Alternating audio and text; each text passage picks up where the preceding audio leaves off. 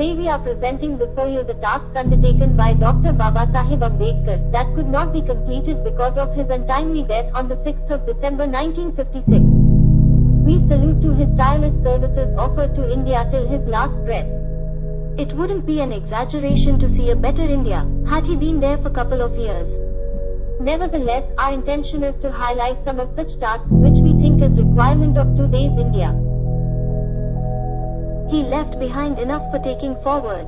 The unfinished agenda of Dr. Babasaheb Ambedkar. Training School for Entrance to Politics.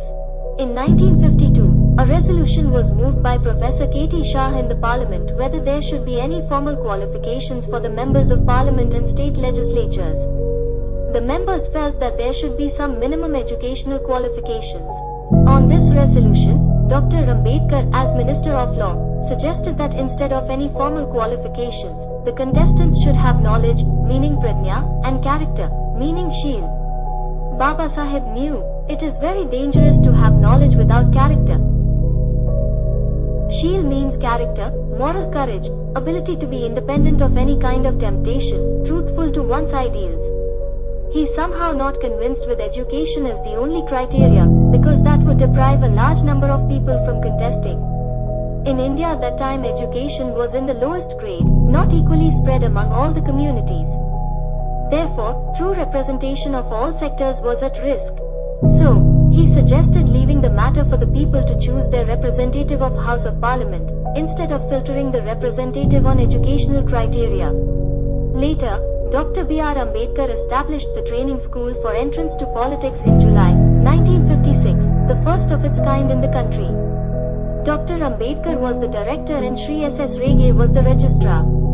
The objective of the school was to provide training of parliamentary legislative procedures, develop moral characters, develop oratory in order to put forth their views on various subjects like economics, political, social and parliamentary procedural matters.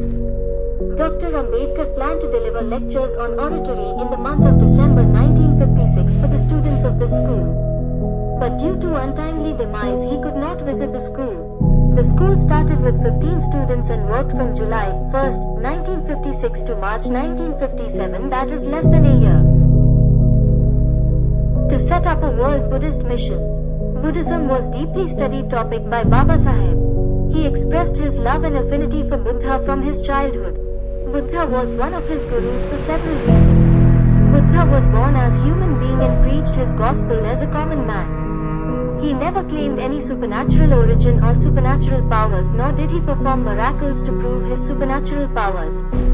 The Buddha made a clear distinction between a Margadatta and a Mokshadatta. The Buddha was satisfied with playing the role of a Margadatta, meaning a Padshava. In the Mahaparinibbana Sutta, Buddha told Ananda that his religion was based on reason and experience and that his followers should not accept his teaching as correct and binding merely because they emanated from him. Being based on reason and experience, they were free to modify or even to abandon any of his teachings if it was found that at a given time and in given circumstances they do not apply. He wanted that it should remain evergreen and serviceable at all times. That is why he gave liberty to his followers to chip and chop as the necessities of the case required.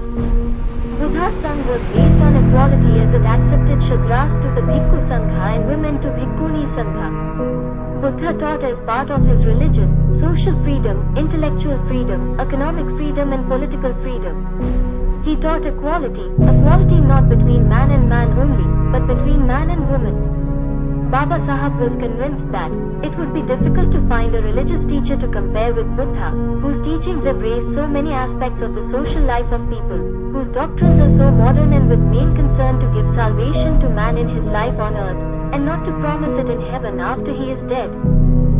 He realized ideal of spreading Buddhism as extreme important. The following three-step model was proposed by Dr. Ambedkar. 1. To produce a Buddhist Bible. 2. To make changes in the organization, aims and objects of the Bhikkhu Sangha. 3. To set up a world Buddhist mission. His approach to this three-step model is as follows. 1. The Buddhist literature is a vast literature. Buddhism suffers for not having such a handy gospel. So Baba Saheb compiled the literature in the book Buddha and his Dhamma. 2. A Buddhist monk or bhikkhu has everything to do with the world unlike other sannyasi. Purpose behind this was to set up a society which would live up to the Buddhist idea embodied in the principles of Buddhism and serve as a model to the layman. 3. Without a mission, Buddhism can hardly spread. As education requires to be given, religion requires to be propagated. Propagation cannot be undertaken without men and money. If the countries which are Buddhist can develop the will to spread Buddhism, the task of spreading Buddhism will not be difficult. They must realize that the duty of a Buddhist is not merely to be a good Buddhist, his duty is to spread Buddhism. They must believe that to spread Buddhism is to serve mankind. But due to Baba Saheb's untimely demise, the task of World Buddhist Mission remained unfinished. Organize under one leader, one party, one program. According to Dr. Ambedkar, the scheduled caste cannot capture the power by joining Congress. He said, "It is big organization and if we enter there, we will be mere like a drop in the ocean. Congressmen have great pride and we cannot raise ourselves by joining that organization. We will only increase the strength of our enemies by joining them.